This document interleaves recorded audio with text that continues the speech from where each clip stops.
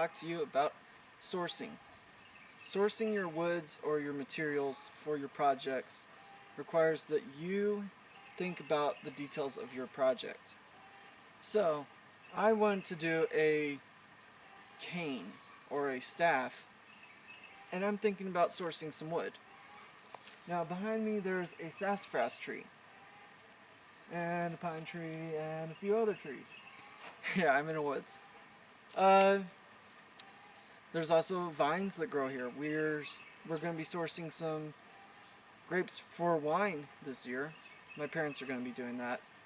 I don't know if I'm going to make a wine video or not. But anyway, I've done one in the past. But anyways, yeah,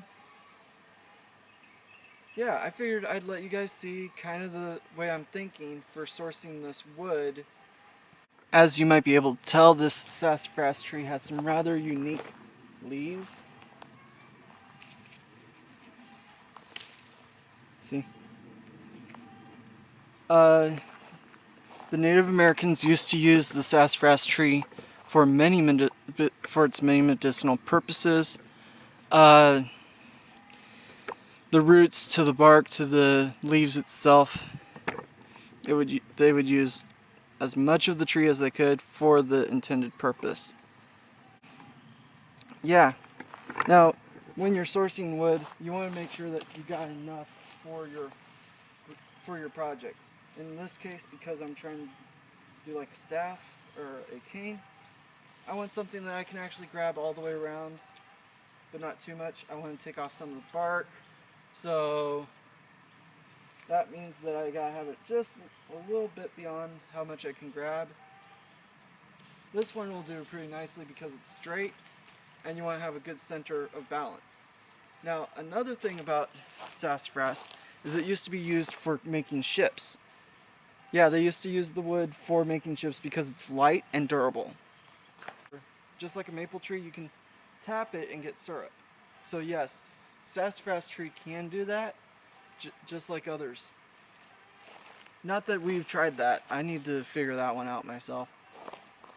Now this one is a persimmon. You can tell that it's a fruit tree because it has dots on the leaves. Now,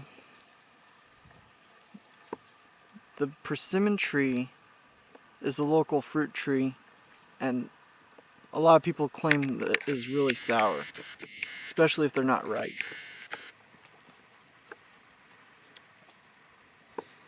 Now this one seems to be pretty straight. Now, whether or not a tree turns out to be really straight is pretty much just how it grows. It's not really specific to most types of trees. Some of the same trees will turn out really crooked. This particular one seems to be coming out of a root with another one, so there's two branches that turned into trunks from the same root. So that's probably not really the one you want. People will also use persimmon trees, the persimmon wood, for smoking sometimes, for cooking. Because it's a fruit, it has a unique flavor of its own. Now this thorny mess of leaves is actually witch hazel. At least that's what we suspect.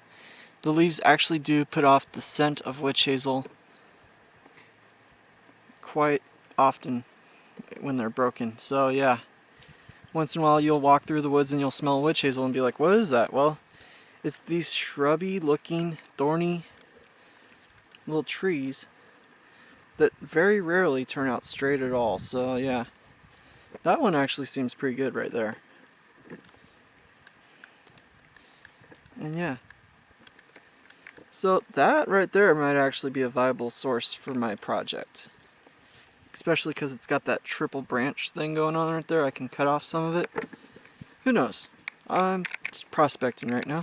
Considering modern events and public concerns, perhaps once you were like I was, not concerned about your health, with only car insurance to your name, and avoiding doctors like the plague itself.